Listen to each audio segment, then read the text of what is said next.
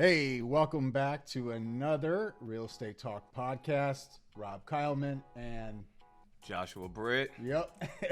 So one of the things I wanted to talk about today was new agent training, right? So you remember back when you were a new agent? Yes. Yeah. Okay. I also do too. And I remember when I was just getting in the business, I was just trying to learn everything I could about the business, and I didn't even know where to start. My mind was spinning in probably about 50 different directions as to what should I work on first. How do I get a client and all this stuff. It was a little bit overwhelming. And if I was, speaking to myself back then, I kind of have some advice I would give myself or a new agent that just kind of walked in the door, right? What would be your first advice you would give to start focusing on what they should do first? Well, the first thing I want to say is that you want to play with house money. And the reason why I say that is because there are a lot of people who will come into the real estate business. They will think that I need to buy all of these things. I need to get into all these programs and things of that nature. And it's just not true. There are several things out there that you can do and it doesn't cost any money. So that's the first advice I would give is play with house money. Once you get going, then you can always upgrade and get the things that you may want to get. But initially starting out, use as much free items as possible. I know you have a great one that you use for business cards. Maybe you want to share that. Oh yeah, I use an app. I mean, this isn't a sponsor or anything, but I use the Blink app, Yeah. BLINQ. I'll go ahead and link it in the description below. But basically, that's a digital business card, and if you don't have the money to start purchasing it, Blink will allow you to have one free card. So go ahead and put all that information in, and then there you go. If you need to pass your business card, it has a little QR code on the top. Just go ahead and get it scanned, and then boom, there you go. You got the person has your contact information, and it looks pretty cool too. The other thing I would, when you said house money, would that extend basically to a brokerage that you're going to choose as your first one? Like what kind of support they're going to give? Do they provide leads? What do they do for you? Yeah, I would say that you should definitely take into consideration all those things, and it's going to be too much information to kind of cover in this topic Oh yeah, because you can go forever. there's so many different brokerages out there, especially right here where we're at in the Hampton Roads area. The last count that I remember is like 577 brokerages. That's how many brokerages there are. So it's too difficult for us to name all of the different brokerages and to kind of say how all of them work, but there are a lot of them that have annual fees, admin fees, commission splits, and caps at some of the companies. So those are going to be like the big four things that you really want to know before you decide what company you want to go with. All right, so new agent gets settled in, finds the company they want to work with. They're in. They pass their licensing requirements, and basically they have no stats at this point. Everything is zeroed out. No leads, no deals, no phone calls made, no conversations had about real estate with any prospective clients. This is completely zeroed out. Skill set wise, okay, what should we focus? What would we, as new agents again, what would we focus on trying to hone? Which skill set first? So, hindsight being 2020, Yeah. one of the first pieces of advice that I would give to somebody who's brand new into the industry, they're eager, they know they should be doing something, but they just don't know what they should be doing. Right. What I would recommend is utilize your brokerage, find someone in your brokerage who has a lot of listings. Yep. Go to that agent and say, hey, I would like to do open houses at your listings. And the intent of doing the open houses is to get you buyers. Yeah. Be in front of people, talk with people, and you may pick up a buyer or two. So that would be the very first piece of advice I would give. And then if you were really looking to be a hustler and make a hustler move, you could contact FISBOs as well. Yeah. FISBOs are someone That's a who's lot of fun. yeah, they're trying to sell their house themselves. Yeah. They don't want to pay a commission to a real estate agent to represent them for whatever reasons. Maybe they were a prior agent. Maybe they had a bad experience with an agent. You never know why. But if you're looking to like really step your game up, go to a FISBO. They're representing themselves. Ask them if you could do an open house at their house, free of charge, no cost to them. Again, you're trying to draw in a buyer. You may have a bit more luck bringing in a buyer that way, because when you're doing open houses on listings, a lot of times there'll be other agents that'll be bringing buyers through. Yeah, they might look at you sideways like, it's not your listing? What are you doing here? Well, those people probably aren't hustlers either. So No. they're going to look at you sideways because they're not hustlers. Yeah. But you could do this, and also the intent is build a rapport with the FISBO, and then if they decide to list down the road, if you're already there, you've put in work, you know the house, they're more likely to call you to list the house if things don't work out for them. Yeah, you're developing that relationship, that rapport with that person, and showing them that hey, if your house doesn't sell, at least I got the work ethic. Give me a Exactly. chance. Yes. And at this point, we haven't spent no money. No money. You're new agent, you have your business cards. Yep. You got some activity that could get you started. Right. Two good things you could be doing to draw some activity. But the next thing is where it really kind of expands and shows who you are and what your work ethic is, since you kind of touched on that right there. Yeah. Is before those open houses, what you want to do is walk the neighborhood. Yep. Door knock the neighbors, inform them, one, that you're doing an open house, and then two, ask if they know anyone who's looking to move into that specific neighborhood. A lot of times, neighbors know people who want to be in those neighborhoods, and you can get a contact from them. Hey, Mr. and Mrs. Seller, I'm doing an open house at 123 Sesame Street. Do you know anyone who might want to move into this neighborhood? Yes, my friend Jane, she's been dying to get into this neighborhood. Oh, okay, great. Can I get Jane's information so I can invite her to the open house tomorrow? They may give it to you, and they may say, oh, I'll contact Jane, I'll let her know, I'll inform her. And then use that information, and when you see Jane, now you know that her friend is the one next door down the street, and you can build a conversation off of that. Yep. And I will add another thing is, and a lot of brokerages and actually a lot of agents swear by this, and that's door knocking. Now, I heard about this pre-pandemic now. I don't know how it's doing, and I have never done the door knocking thing. Well, I have, but not consistently. I had a buddy of mine in Florida, in Tampa. He's an agent down there, and he swears by door knocking. So I had to ask him, I was like, what did you say?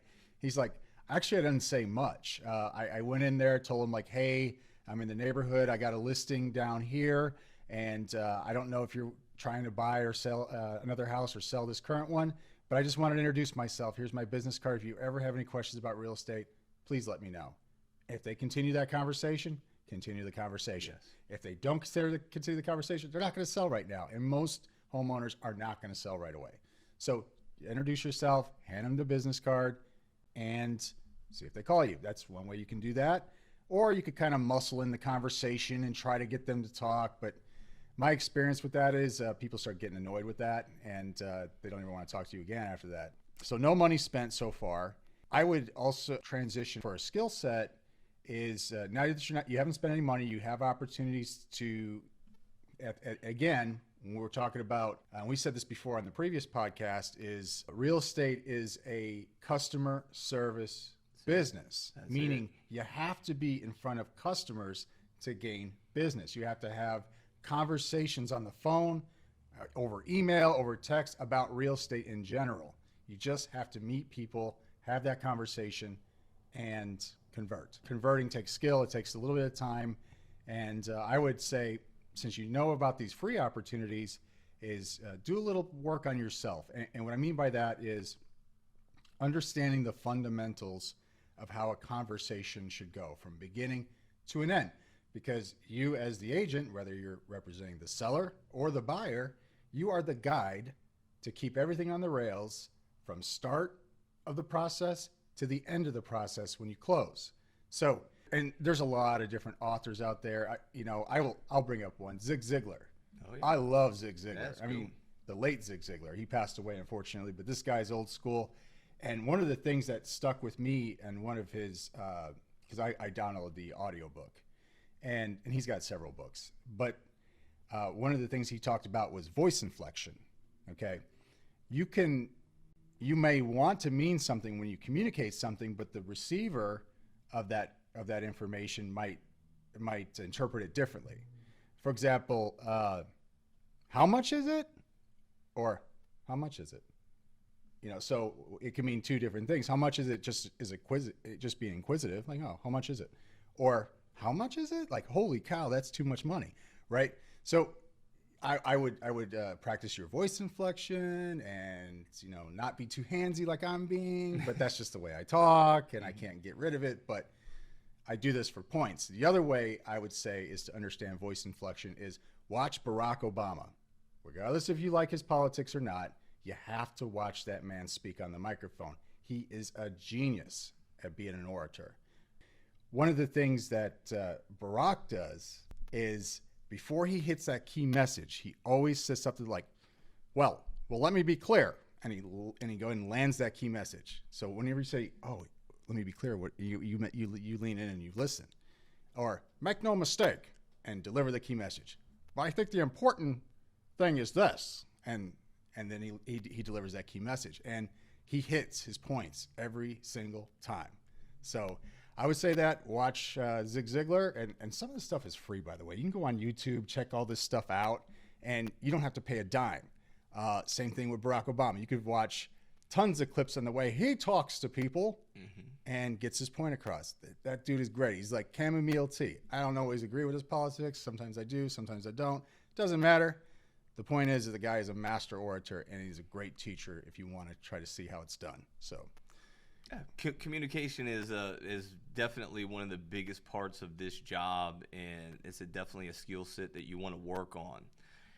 But you also need to be able to get yourself out there in front of people. So there's going to be another thing that you can do that's going to be no cost to you is create professional social media accounts for every platform that you're going to use. Yep.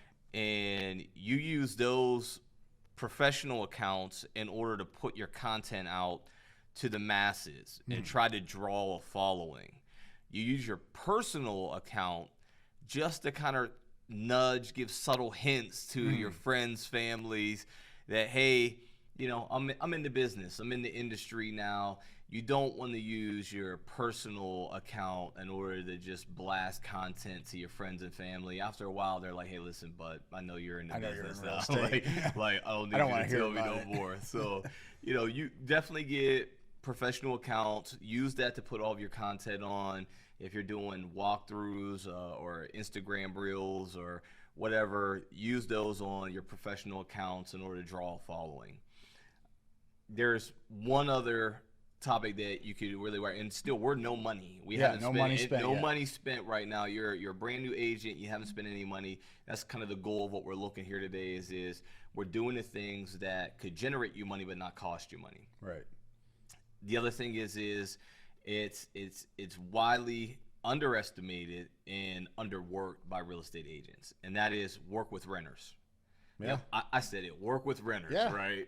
And so there's a lot of agents who will not or do not work with renters, right? And it's kind of short-sighted in the fact that most renters at some point in time become buyers, right? When the time's right, and you never know with renters what their story is, especially here in Hampton Roads area.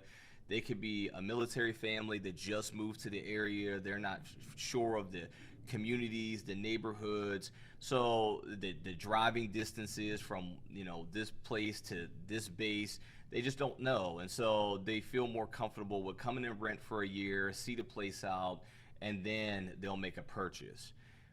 If you let everyone in your office know that, hey, I will be willing to work with your renters, I guarantee you'll get some business. Oh yeah. You just got to know with renters, they're about to sign a year lease, so they're going to at least be a year out before they make that buying decision. But I would follow up with them around the midway point of their lease, around 6 months in. Hey, how's it going? And hey, follow them on Instagram and follow them on Facebook, like all their stuff. You don't have to necessarily comment on it, just like it. You know, they'll notice it. Yep, they'll know that you're there. Yep. And when the time's right, you're going to be that person they come back to if you're always in front of them. You know, Yeah. if you're just checking in on them, seeing how things are going, you basically treat them as if they are a past client Yeah. that just bought a house. So you do your pop buys, give them your Mickey Mouse items that you give out, your little, pop buy items. A little handwritten letter that didn't cost you anything, by the way. I mean, Exactly. except postage. Yes, if you mail it. I mean, there's nothing to say you can't, stop by there and drop it off on your own. True. But the point of it all is if you're an agent and you're coming into the business right now, you got to know it's going to be difficult. There's a lot of agents that are exiting the business, and you're coming in when everyone else is exiting. Now, that's not to say that you can't be successful. Yeah. But if you're going to stay in this, you got to be an agent that doesn't have a plan B. And what that means is you have to work for a check today, tomorrow, 6 months from now, a year from now. You're going to need checks all the time. And so therefore, your business and what you're doing now is going to pay dividends long term. Yep. It's a marathon, not a sprint. So you meet somebody, don't be just, discouraged if they don't want to buy the house in the next 30 to 60 days. Rarely is actually that. I've experienced where minimum 90 days usually when I come across somebody. But who knows? I've had that person that quite literally said, I'm looking for a house right now, and then that couple days later, I wrote an offer for them, and they were under contract. I mean, it happens, but more times than not, it's usually going to be a marathon, not a sprint. So I don't know. Yeah, you have to do the work without being attached to the results. Yeah. And for agents, the results is closed, check, paid. So you have to do the work without being attached to those things. Yeah. And if you put in that work, then you're going to get customers and clients that are going to continue to work with you, and they'll work for you by sending you referrals. Again, none of that cost you anything. It was just work.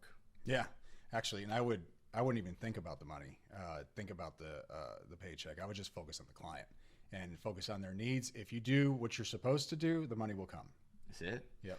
Well, one of my famous lines that I tell to a lot of my clients, I'm going to just give out the goods here, but Sure. it's like when they tell me like, hey, I'm not committed to any agent, I'm like, yeah, that's fine, because you know why? I believe that if I work hard enough, I will earn your business, and I legitimately believe that.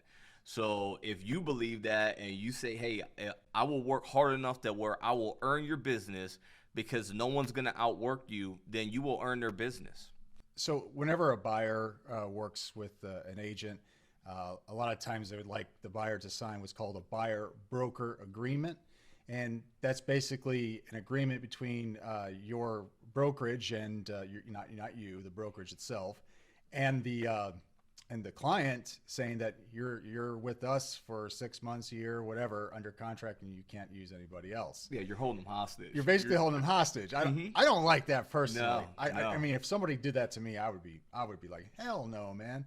But a lot of times they do it. We have to do it actually when we write offers. So it's not something that we can just skip. At some point, we got to sign one. But I like to sign one when we're ready to write offers. Because at that point, I mean, look, if the client doesn't want to work with me, I don't necessarily want to work with them because I'm not going to be able to help them out very much if they're not going to be able to listen to any of my advice or anything. So why hold them hostage? So even when I show them homes and I don't have a buyer broker agreement with them, I should do that, but I don't. And rarely has a client left my side. It's happened before, because their cousin was an agent, and family's family. You can't get around that sometimes. But it's been successful for me. I don't know. Yeah, I mean, I've actually heard more horror stories from buyers who have signed buyer brokers agreements and just absolutely flat out will not buy a house until that agreement expires because they refuse to buy a house with that agent because of the poor performance of that agent. So, it's a double-edged sword. Yeah. There are going to be some brokerages. They're going to say, hey, you got to get better this have buy. that. You got to have it done. Don't you show a house without that buyer broker agreement. Yeah. And yeah, if you do it without it, it is kind of a gamble. But again, if you work hard enough for your clients, you will earn their business. They won't want to leave you. let's talk about, they're already going to be paying things, right? So they're going to, as agents, when I first started off, I had to pay, if your state requires you to be a realtor, you have to pay that realtor fee, and that could be what, $1,000 a year? I don't know. I guess it differs from state to state. And then you got to do the MLS fees. That's going to be like what, $250 to $300 per quarter. Yes. So you're already out before you even paid for your, with $350 or so for your course that you did, and then you paid for your exam, and now you paid for your MLS and your NAR fees. I think you're at least $2,000 in the hole at this point. If you're gonna spend some money, what's the lowest cost but most effective that you found?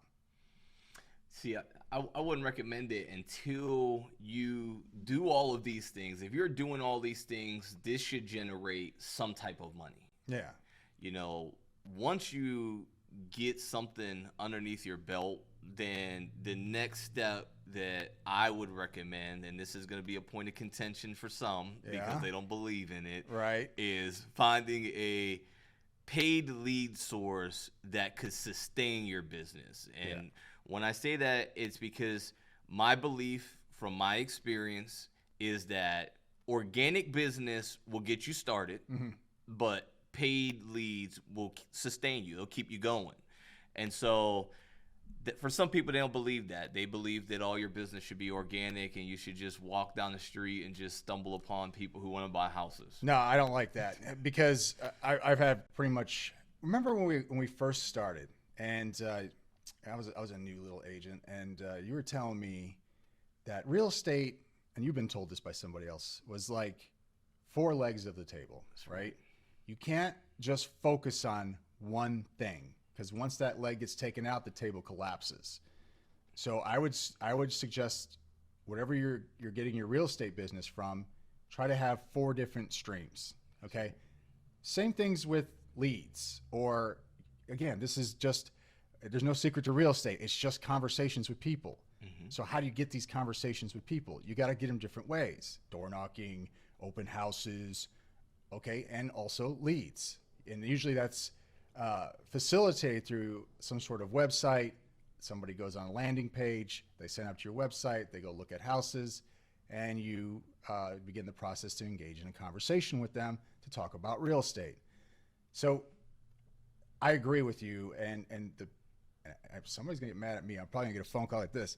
I believe this, that any brokerage that tells you that just focus on your sphere, just do open houses, that's brokerage speak for, we don't want to pay for leads for you. Okay, so we want you to go out there. I don't care if you close 1 deal a year or 2 deals a year. I get a cut because of the cap, and I also get a cut because of the transaction fee at the end. Yeah, I don't know. I believe in it. That's probably, people aren't going to like it, but that's what I believe in, because again, we're talking about 4 legs of the table. Maybe you do the organic with open houses. Maybe you do leads from Facebook. Maybe you do leads from Google, or maybe you do leads from Zillow. I don't know. Other agents in the office do the work that no one else wants to do. There's plenty of work that no one else wants to do. There's so many agents out there that don't do open houses, won't do open houses, won't work with renters. And if you're doing all those things, you're doing the things that they don't want to do. Work with the FSBOs also. If you're doing all those things, then you're going to stay busy. You're going to have activity. And at the end of the day, when it all comes down to it, it's all, your success is measured by your level of activity. If you have no activity, then you'll have no success. Yep. I think you were back when you were in the Navy, before you got into real estate, you were in Navy recruiting. Yes. And that's some of the best sales training I've ever seen in my life, because I was also at a recruiting command. It's interesting that you guys had to, whenever you had to track how many conversations you had per day about the Navy. Same with real estate. Try to have 5 unique conversations at a minimum per day. Set a small bite-sized goal. I need to have a unique conversation with 5 different individuals today. And then then 10, set the mark a little higher. Again, I said this, I said this in a previous video that, there's motivation will take you so far in real estate, but it's discipline that keeps you going for the long haul. So yeah, that's 100% accurate. Just be clear, there's no secrets to doing real estate. Nobody has the super secret they're going to sell you. Exactly. Yeah. But if you do what no one else is willing to do, you're going to fill a void, a gap, and you will become successful in that. There's a lot of different niches in real estate, and you can get into these niches. A lot of these are just topics for another podcast. Sure. But working with investors is one, working with luxury home owners and buyers, working with vacation rentals. There's wholesaling, short-term rentals. There's Airbnb. There's so many of them. There's so much, man. So many niches inside of real estate, but we wanted to keep this kind of streamlined for that new agent that's just coming in. What can you do to generate business without paying a bunch of money on programs that may or may not work for you? All right, so we're going to go ahead and end this podcast here. If you like this video, go ahead and smash that subscribe button. Leave us a like. Let us know how we're doing in the comments below. Until next Friday, keep hustling. See you soon.